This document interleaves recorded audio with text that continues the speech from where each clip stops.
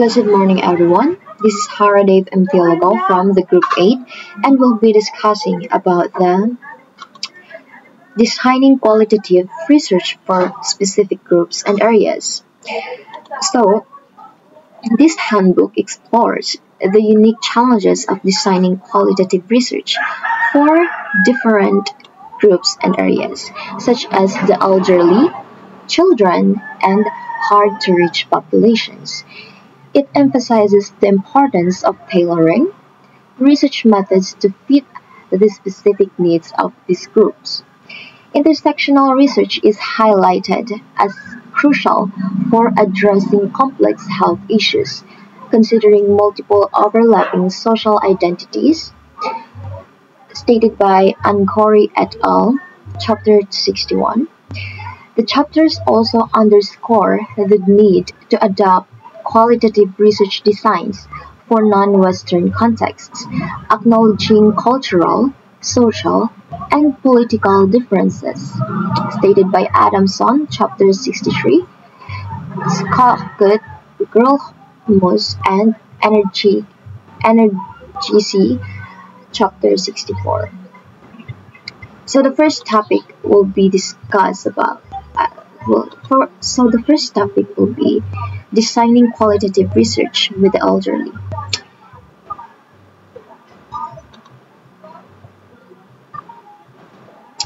The aging population is increasing significantly with a projected 2 billion people over the age of 60 by 2050, stated by WHO 2015. This demographic shift presents both opportunities and challenges, making it crucial to understand the needs and capacities of older adults. Qualitative research plays a vital role in exploring these needs, allowing researchers to develop tailored interventions and policies, stated by Stephens et al. 2018. Additionally, involving older individuals as co-researchers can enhance the research process and ensure that interventions are more effective and aligned with their actual experiences and perspectives, as stated by Batzel et al. 2016. Now, using theory when designing qualitative research with older individuals. Qualitative research is shaped by different philosophical worldviews, which influence the selection of research designs and methods, stated by Creswell 2014. These worldviews, such as constructivism, transformative perspectives, and pragmatism, guide the types of questions asked and the approaches taken to understand complex social issues. For example, the successful aging model focuses on health and social engagement in old age, leading to various research opportunities with the elderly, stated by Rowe and Kahn, 1997, and WHO 2002. The transformative worldview addresses justice and inequality, providing a framework for studying marginalized groups and understanding social power structures, stated by Mertens 2009 and Cash et al. 2019. So, example for philosophical worldviews is that think of a researcher who wants to understand how immigrants adjust to a new country. They use a constructivist approach, focusing on how immigrants make sense of their new lives through cultural and social interactions. This helps the researcher decide to use interviews and observations to gather information. And example for the successful aging model, which is a community program aims to help older adults stay healthy and engaged. Researchers use interviews to learn how participants feel about the program, looking at how it affects their physical and mental well-being. And the third example is that a social worker studies the challenges faced by elderly women in rural areas who care for their families. They use a transformative approach to explore the social and economic barriers these women face and suggest policy changes to support them. This involves focus groups and personal stories to understand their experiences. Now let's move on to the basic qualitative research designs with the elderly. Case studies offer in-depth insights into specific cases, such as the experiences of older adults in nursing homes, by using detailed descriptions and multiple data collection methods, stated by Paddock et al. 2019. Comparative research designs, on the other hand, compare different groups to uncover discrepancies and align early detection initiatives with the needs of older adults and their healthcare providers, stated by Letta et al. 2017. Participatory research actively involves older individuals in the research process, allowing them to contribute to data collection and analysis, which leads to richer data and empowers the community, as stated by May and Van Hoven 2018 and Buffel 2015. These qualitative research designs are essential for understanding the needs and perspectives of older adults, for developing effective interventions and policies tailored to their experiences. And also, qualitative designs with the elderly, challenges and good practice examples. So, accessing and recruiting older individuals for qualitative research can be difficult, as some may refuse to participate due to mobility issues or feeling too healthy to need the study, stated by Elskamp et al. 2012. While older people are often seen as a hard-to-reach group, it is important to recognize that not all elderly individuals are difficult to engage, and understanding their characteristics is crucial for effective recruitment. Chamberlain, stated by Chamberlain and Hodges, chapter 60. The, so the TIB-R, as stated here, model offers a comprehensive strategy to recruit older people by building trust, offering both material and immaterial incentives, addressing participation barriers, and being flexible and responsive to their needs. So this is a tool being used, and more like a model that is used in order for the elderly to easy to approach if you are conducting a study to them. And the next one is critical reflections and future developments.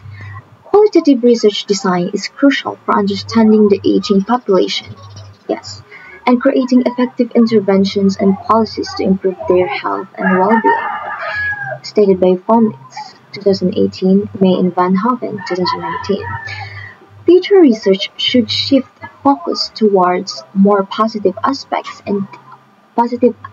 of aging and explore diverse topics such as well-being interventions and active aging policies to better reflect the heterogeneity of old age, stated by Kirkby Geddes and McCaskill 2016. Additionally, involving other older individuals as co-researchers can significantly enhance the quality of research and ensure that interventions are sustainable and aligned with their real-life experiences, stated by Stephens and Berhane 2018. So, in conclusion, the chapter highlights key aspects of designing qualitative research with the elderly, such as selecting appropriate theories and study designs, and addressing specific challenges that may arise. Additionally, it offers suggestions for improving future research in this field by engaging older individuals in the research process and focusing on positive aspects of aging. By involving all the adults as co-researchers, qualitative research can contribute to a better understanding of their needs and perspectives, leading to more effective interventions and policies. So in conclusion, as in Bisaya, so in order for you na dali na ma-approach ang mga elders, it's better to include the uh, include a field by engaging other individuals in the research process that is focused on positive aspects of aging, more like you seek the positive side of aging so that it is more like kanang mas ma-enlighten ang mga elderly to participate in your research that you are conducting. So the second topic will be designing qualitative research with children. New insights in research often come from unexpected moments, interactions, and creative practices like reading, discussion, writing, and art, as stated by Barad, 2008. The research design process is methodical, building on existing knowledge while also evolving creatively, stated by Deleuze and Guattari, 1987. For new ideas to emerge, researchers must break away from familiar concepts and practices, allowing their research to grow and develop in innovative ways, stated by Deleuze and Guattari, 1987. So this includes the royal and ambulatory methods. New insights in research often emerge when researchers embrace unpredictable flows and creative practices, such as reading, discussion, writing, and art, stated by Barad, 2008. Now, it is essential for research to build on existing knowledge while also being open to creative evolution and new perspectives, stated by Deleuze and Guattari, 1987. And they also stated ambulatory research, which follows the flow of events and materials, allows for innovative evolving research practices that can lead to groundbreaking and discoveries. The next one will be the life in the classroom and playground. A new qualitative research initiative was undertaken in an open primary school, allowing for an innovative approach to studying children's experiences. The students' conversations offered deep insights into their classroom dynamics and provided a new perspective on their learning environment, stated by Davis, 2017. However, he also stated that traditional schooling practices reasserted themselves when the students engaged in activities that were perceived as challenging to established norms, highlighting the tension between innovative educational practices and traditional expectations. Here also is the lines of ascent and descent. Bergson, 1998, describes everyday life as a balance between familiar, repetitive structures, lines of descent, and the emergence of new, innovative elements, the lines of ascent. While lines of ascent introduce diversity and change, lines of descent, on the other hand, offer a sense of familiarity and safety. However, traditional practices in education can sometimes reassert themselves over innovative approaches, highlighting the importance of remaining open to new ideas and perspectives. So let's get to this welcome back, Cotter. which is the introduction of video technology in the early 1980s, provided researchers with new opportunities to observe and analyze classroom interactions in greater detail. This Love's experience in a special education classroom demonstrated the difficulties of managing behavior while trying to implement innovative teaching methods. Lenny's disruptive actions and Miss Love's responses highlight the intricate and evolving nature of classroom relationships and the impact of different teaching strategies.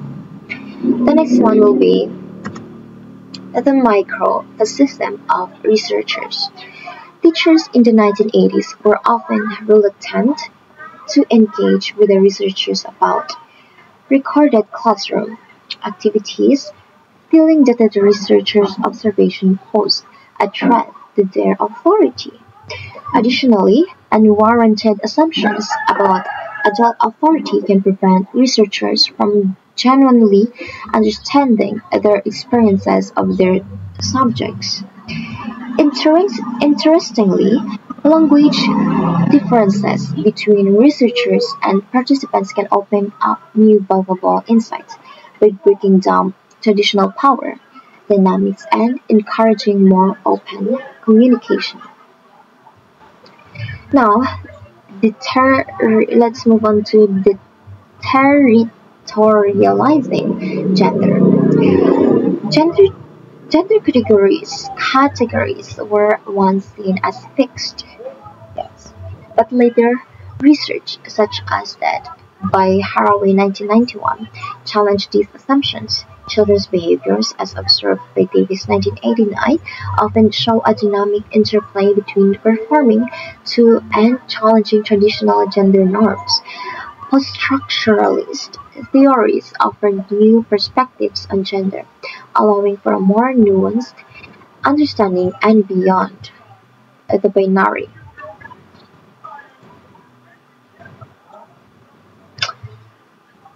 Also drawing some of the threads together.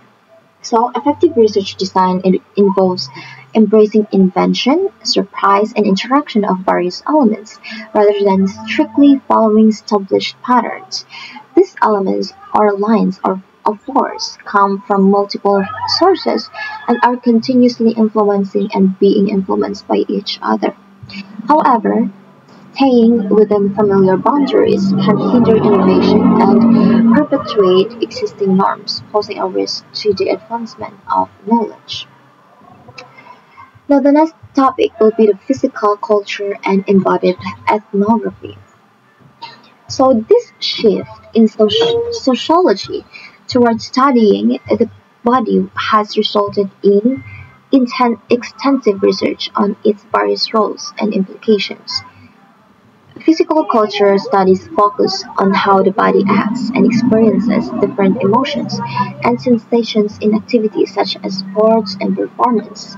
Researchers employ embodied ethnography to gain a deeper understanding of participants' physical and emotional experiences, providing valuable insights into their worlds. So this field is like more understanding more on the participants' performance or more like experiences so that they can conclude or they can conclude there exactly that their research and that if ever the participant needs uh, any support, any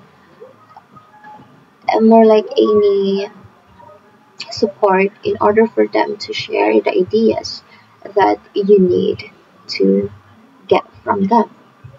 So let's move to surveying the field. Ethnographic research inherently involves the researcher's physical presence, yes. Physical presence is important when in research and engagement with the subjects, making it an embodied activity. In the context of sport and physical culture, embodied ethnography places the researcher's moving body at the center of the study. enhancing the understanding of physical and social dynamics. So it's more like they're studying and focusing on physical and social dynamics. Kung ano yung mga changes na pwedeng hinaharap ng mga tao para may idea sila kung ano nga ba ang hinaharap ng participants nila.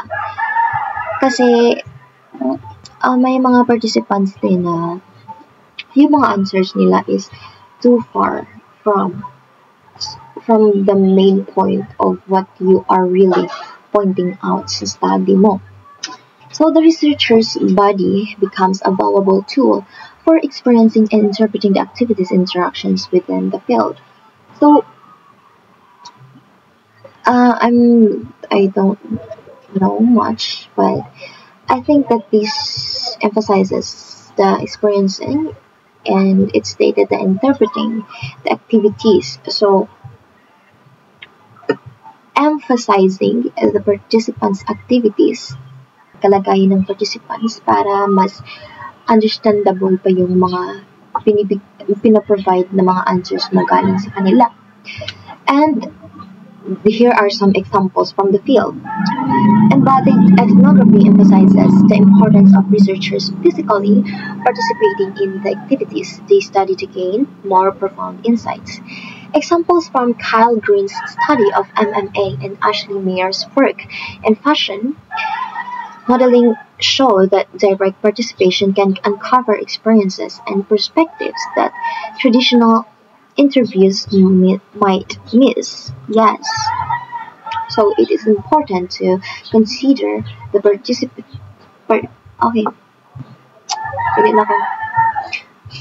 participants more like kalagayan talaga nila para we can clearly understood the answers that they want to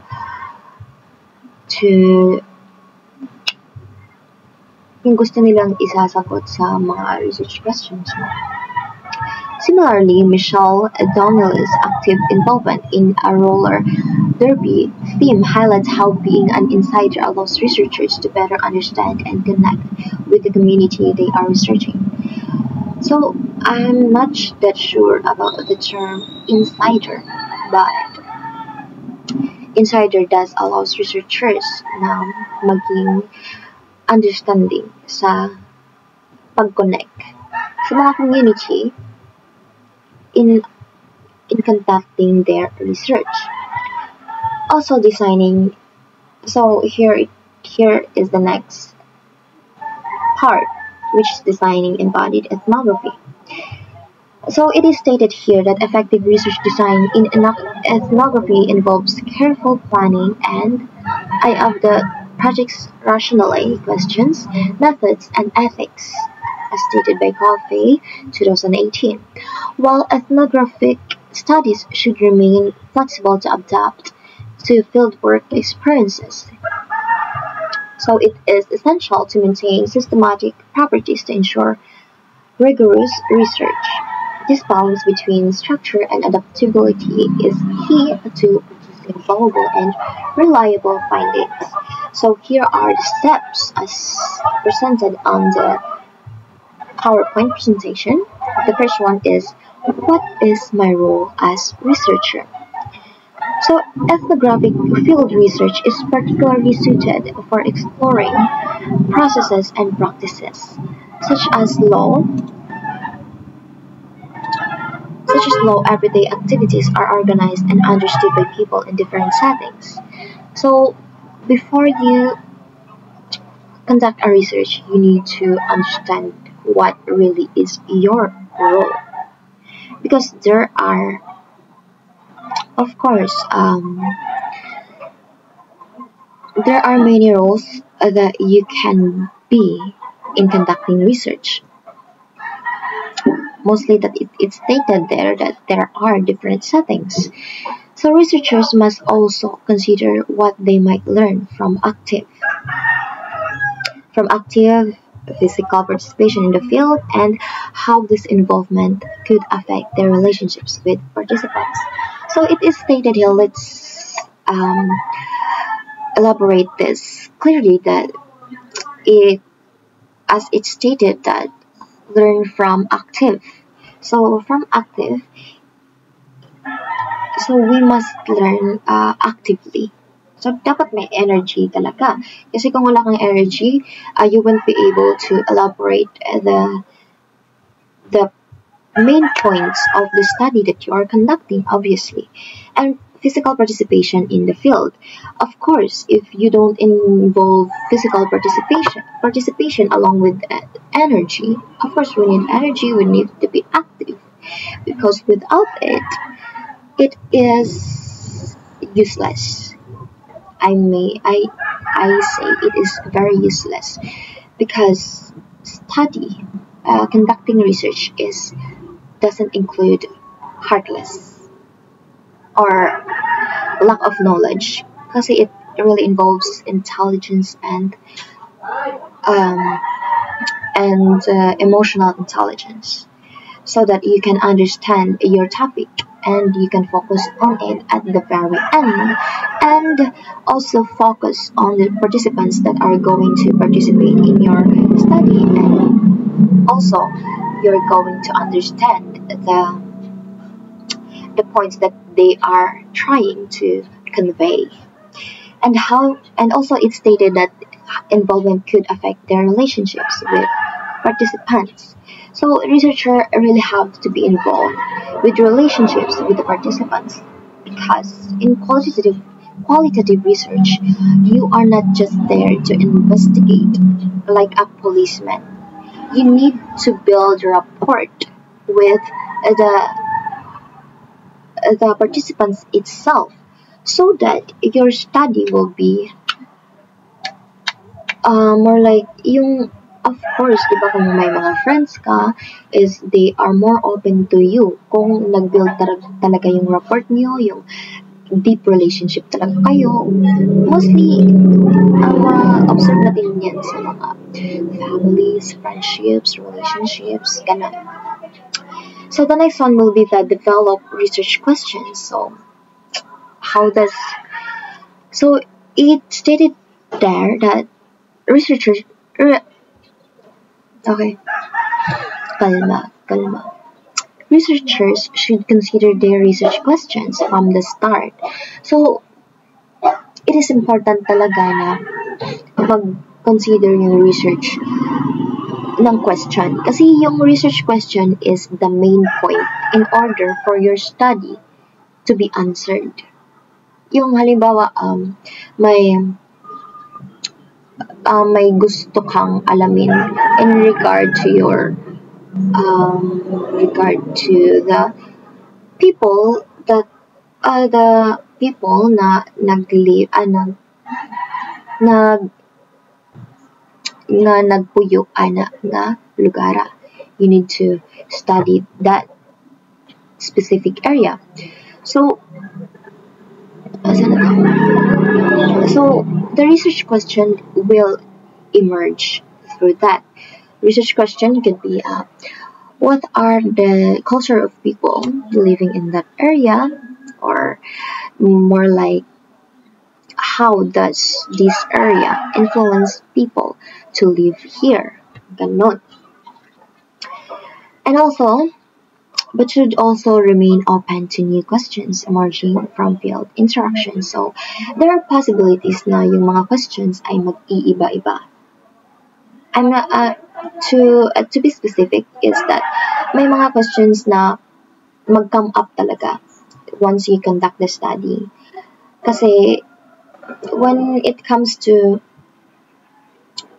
implement, or I may say na nag-conduct ka na talaga ng study mo, is that you will realize na meron pa talagang mga key areas sa study mo na need masagutan ng research questions mo. So you need to include that kahit na nasa methodology ka na. Tapos may nag-emerge ng mga research questions, so you really need to include that. The studies by Green 2015, Mears 2008 and Donnelly 2012 show how focusing on the body in research can provide new insights. So sa body talaga yung part na nag-discuss or yung part na nag-conduct ka na ng study mo. Marami talagang mga topics, mga main points talaga na mag-emerge dyan. Kasi, let's reflect it in life. Once na ma-experience mo na yung isang phenomena sa buhay mo, you will clearly understand kung ano talaga yung point, ano talaga yung focus, ano talaga yung naka-highlight sa experience na yun. So, it is better to consider the changes na nagaganap sa body mo, sa body ng research mo. Kasi, mas napo-point out kasi yung mga points na kailangan mong i-include para maging understandable yung study mo. And third one will be the consider theoretical perspectives. So, Wakant 2019 emphasizes the importance of maintaining critical distance and objectivity while engaging deeply with the study community. Researchers should prioritize having a solid theoretical foundation to guide their study and methodology. Okay, so it highlights there that may solid theoretical foundation sila. Kasi when we say foundation, this is yung kumbaga pinapatong ng isang tao para maging stable siya, or yung inaasahan talaga ng isang tao. Example, inaasahan natin yung Diyos, or nag-rely tayo sa Diyos para ma-align yung purposes natin in life. So, same as a theoretical foundation, this is crucial for research kasi ito yung magtatayo na guide sa study mo, mostly sa methodology mo. So this approach ensures that the research remains driven by relevant questions and theories, rather than being confined to a specific method. So, more like this topic is exploring us in more deep, yung napakalalim na pag-discuss ng research. Kasi, yung research talaga is dapat include intelligence, emotional intelligence of the mind. Kasi, pag wala ka, napaka-boring gawin ng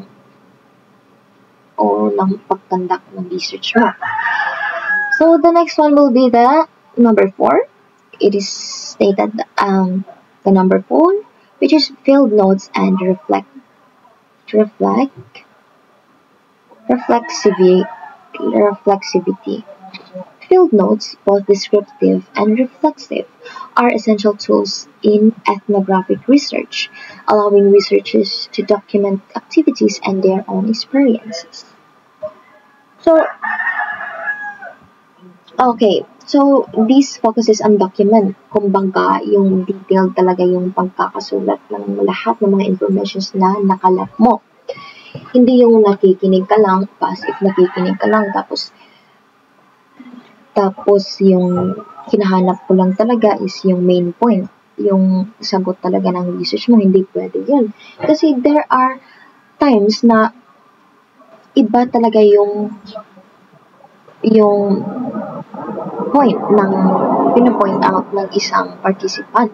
Hindi yung nag-expect ka na nga na yan yung sagot niya. Kasi when it comes to qualitative research is hindi dapat yung own understanding mo lang, yung own explanation mo lang sa isang bagay ang kailangan mo i-include sa points ng mga studies mo. Hindi yung mga RRL na nakikita mo o nababasa mo, hindi lang hanggang doon, kundi hanggang sa abot sa understanding, sa power of understanding mo sa isang tao na kaya mong kumbaga maintindihan. Okay, so planning the approach, methodological flexibility is particularly important in embodied ethnography as it ensures researchers remain aware of their own presence and biases in the field. Okay, so may biases talaga. Mostly na yung habol mo lang is yung or like yung ano mo, yung personality mo yung character mo when it comes to conducting research is alam ko na yan. So instead na gusto pang mag-explain ng participant sa'yo, it just yung pagkatapos mong na-include yung main point, nag-stop ka na, which is not good talaga when conducting qualitative research. You really need to give freedom sa participants mo para makuha mo talaga yung pinopoint out niya. So, planning the approach to field notes and reflexivity beforehand helps maintain critical awareness. So, maging critical awareness talaga tayo sa ating study when it comes to qualitative. Hindi lang din sa qualitative. Or like sa quantitative din. And avoid artificial detachment. Yung mga detachment na, hindi ko alam. Basta mga detachment na, there are possible detachment na hindi talaga dapat ini-include sa studies mo. Kasi, pwedeng hindi talaga maiiwasan yung mga researchers at participants na may kumbaga may hindi pagkasunduan. Kasi, of course, we're different person, different people tayo, different cultures, different perspectives in life. Of course, there are some people out there na ayaw talaga magpapatalo sa mga ganyan when it comes to the people that they hated, it comes to the people na nagtatak ng very memorable memories sa kanila na hindi nila malilimutan. And sana ako umabot. So, the number 5 will be the generating and analyzing data. So, ethical considerations must be integrated throughout the entire research process. Ethical considerations, when we say ethic, it is more like a moral. Yung positive side talaga ng studies mo, yung pinofocus mo. I'm not saying na negative lang, positive lang yung kinukuha mo from participants, but yung may positivity mismo yung researcher na alamin talaga yung study nila through building rapport with their participants. Kasi without literature or without these words na ma-define mo after without those people na kinukuhanan mo ng information, wala ka talagang magagawa sa paper mo. Okay? So you must consider the challenges and dapat talaga mataas yung pasensya mo. Kasi you meet different kinds of mga tao with different personalities na possible na hindi mo talaga magugustuhan. Okay, so when it comes to this, is that nagiging understanding ka. Halimbawa yung more like ikaw, tapos may jowa ka, tapos OA yung jowa mo. So you must understand na OA talaga siya, pero in mo hindi dapat OA lang yung describe mo dyan. Pwede rin may factors na nakaka-affect ng pagka-overacting niya sa isang bagay. Ganun. So, careful pre-planning is essential when existing long-term immersive research to avoid disruptions within the community or organization. So, it is understandable na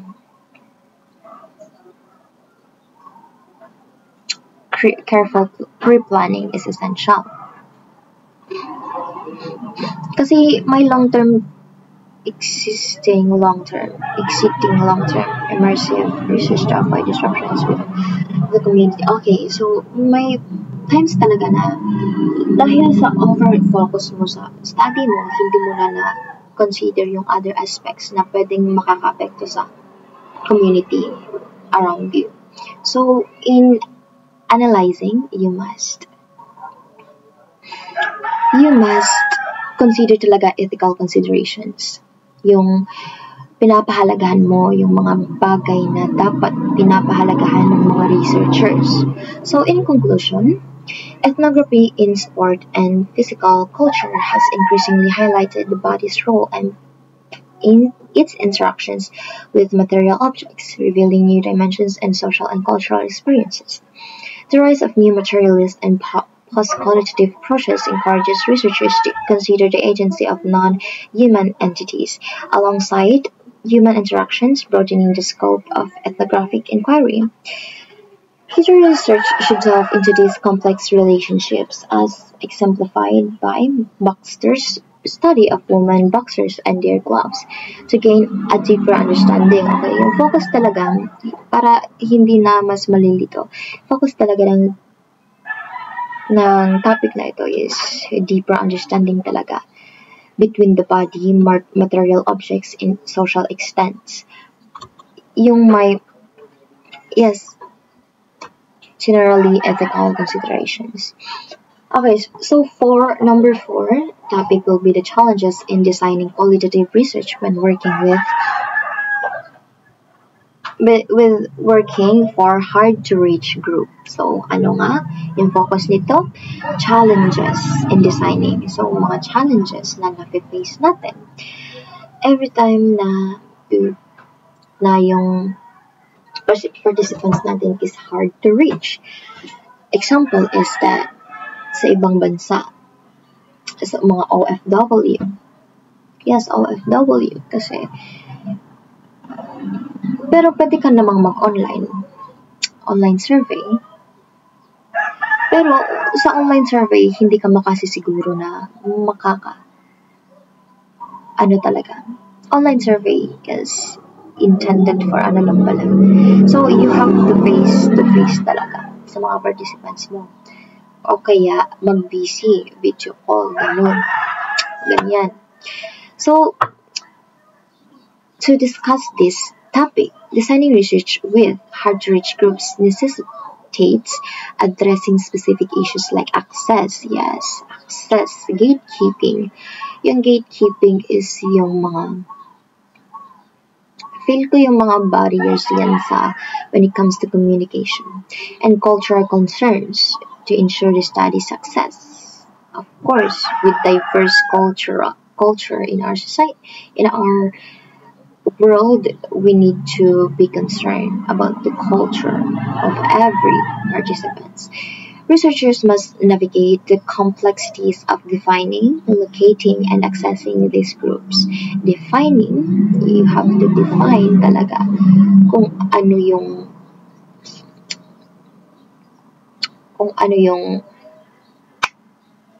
yung meaning na ipinapakita ng specific lugar na iyon. And you have to also locate. Example, kung mahaba pa yung research mo, you need to maybe mag boarding house ka sa malapit doon sa lugar na iyon and accessing these groups. So, you need access like kung ano ba yung mga kaganapan nila in everyday lives kasi with different culture, pwedeng wala silang time o kaya may mga rituals pa or any other mga activities na ginagawa talaga nila. So, it is obviously difficult kasi may rarity, mobility, or deliberate invisibility. Establishing strong collaborative relationships with gatekeepers and participants is crucial for overcoming these challenges and conducting effective research. So the first, so it includes the designing research with or for hard to reach groups. Designing research. So when designing research, is traditional research designs often fall short when dealing with hard to reach groups, necessitating co-design, negotiation, and flexibility to effectively engage with these populations. Kasi yung hard to reach groups, you need to co-design, negotiate talaga yan, yung makipag-interact talaga yan, and yung ano talaga yung friendly talaga yung mga interactions mo. Kasi iba-iba tayo ng culture and you need to respect others' culture kung gusto mo talagang makuha yung information from that specific participants. Researchers should be prepared to adapt their methods. Yes, adapt talaga yung methods ng or yung culture ng participants na kasali sa studies mo. So, it is very difficult circumstances na may approach.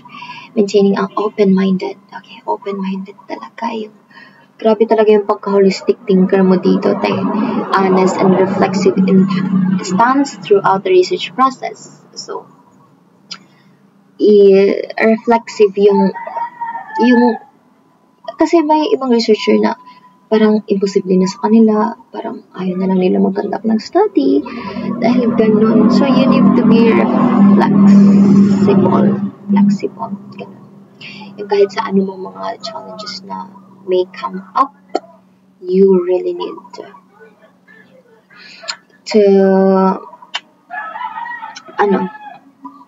understand, okay? So, hapit na ako 1 hour.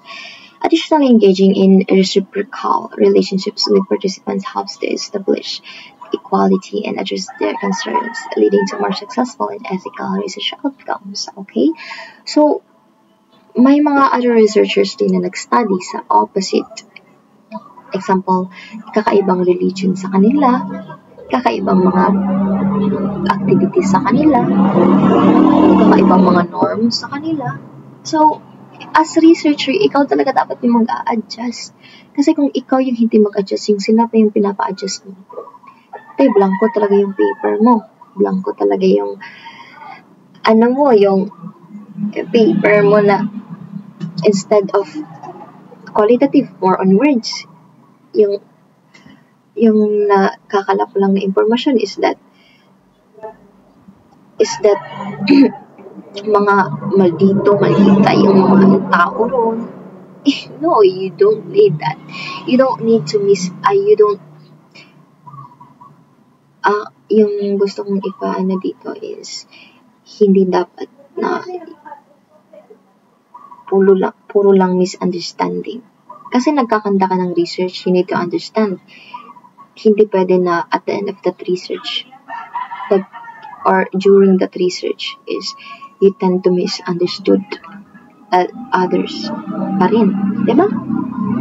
Parang hindi siya nag-make sense. So, the next one will be the access and contact. When it comes to access and contacts, ethical research practices involve connecting with established local groups to access hard-to-reach populations, ensuring trust and minimizing exploitation, identifying and involving knowledgeable gatekeepers. Or, feel ko talaga yung gatekeepers dito is yung mga tulay para ma-communicate mo yung mga participants mo. Or mediators can significantly aid in establishing connections with target groups. Okay, so in order for you to make it easier to approach those participants that is including in your study, you need to have connections to those people na madali mo lang ma-approach so that it is easier for you to approach those specific groups na kailangan mo talagang kuhanan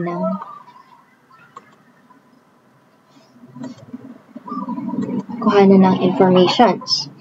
Identifying and involving knowledgeable, where are we? Carefully managing relationships.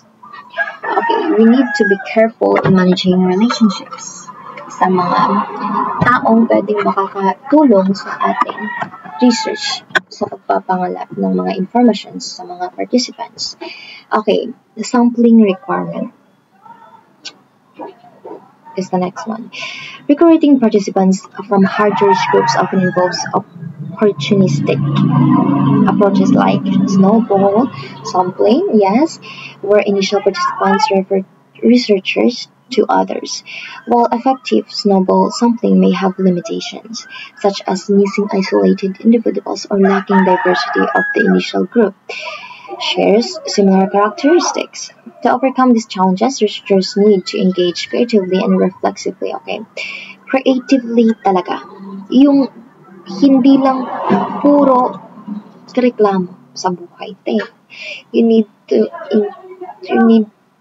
talk to yourself na you have to be creative self so that you will understand the specific study that you are conducting. Ganun. With recruitment processes, building trust and developing strong relationship with participants. Sampling requirement is hindi lang dapat yung focus mo is yung sampling na kailangan mong gagamitin. You also need to build relationship with those people na involved when you apply the something that you are going to use. So let's move on to the methods. Participant-driven methods such as photo-elicitation and visual diagramming empower participants by making them researchers of their own lives. Oh, really? And can yield rich insights. Okay, these participant-driven methods. Yung feel ko dito, yung point talaga ng participant-driven is galing talaga sa participant, yung mga informations na nakukuha. Yung, or like, another theory in the future na pwede mong i-discuss. Theory with factual evidences. Ganun. I don't know what I'm talking about, but I know and I'm confident with my point of view right now. Incorporating multiple methods in a single project enriches the data, facilitates reflection on the research process, and allows for the interrelationships between different forms of data to be considered. Additionally, using various methods strengthens, okay? Pag gumagamit ka ng mga iba't ibang mga methods is it will help you to build strengthens yung tatag talaga ng rapport, ng relationship at tiwala sa between you as researcher and between your participants, leading to a more engaged and reflexive research experience. So when you're conducting qualitative research, hindi lang being yung ibang perspective kasi sa mga bata ngayon is that conducting a qualitative research or any research na individual talaga is meaning is that magiging lonely ka na kasi ikaw lang yung gumagawa. Of course not, because there are your participants that you are going to interact with every day. Kasi the more na you get opportunities to interact with other people with different cultures, different perspectives as you are, you will obviously be knowledgeable of the things that you haven't know yet. Kasi there are more people out there na mas may maraming nalalaman kaysa sa atin. So we need to interact, maglakap ng mga information, and include their rights na sa kanila talaga galing yung mga information na nakakalap mo. So, let's move on to matter of ethics. Ethical principles like beneficence, respect, and justice are crucial for research involving hard-to-reach groups, guiding all stages of the research process. Okay. What are the important practices that the people need to practice? It is building relationship. When building relationship, ano nga yung mga nandun? Obviously, we have to be beneficial to them, also respectful to them, and doing justful actions to them. Kasi, kung wala yun, walang relationship. At kung walang relationship, hindi ka makakonect sa mga tao. Sa mga tao na kailangan mo talagang pagkuhanan ng information para masagot yung research questions mo. Okay? So, researchers should be prepared to engage in ongoing reflection and adaptation. Okay? Kanan talaga. Ikaw talaga yung mag-a-adjust. Ikaw talaga yung mag-a-adapt sa lahat ng mga possible mga possible cultures na dapat mong i-respect.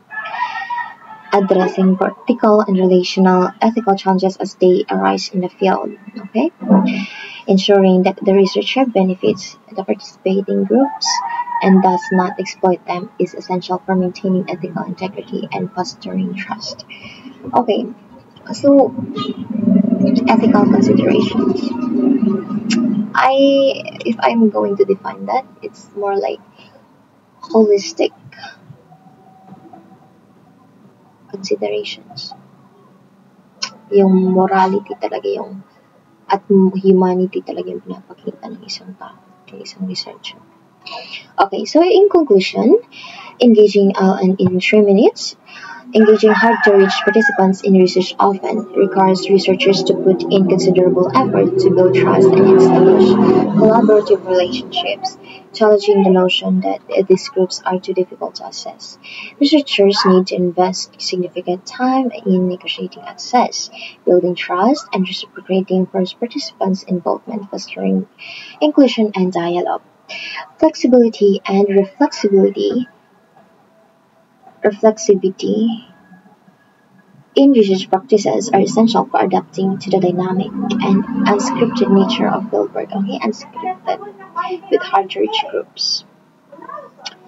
So, yun talaga yung point ng topic na ito. You have to face any kind of challenges sa mga hard to get. Oo, pwede siyang ma-reflect sa mga hard to get ng mga tao. Oo nga. So, in conclusion, sa lahat ng mga topics na discuss natin, the first one will be designing qualitative research with the elderly. So, this includes the steps on designing qualitative research para it's much easier for you to approach elderly.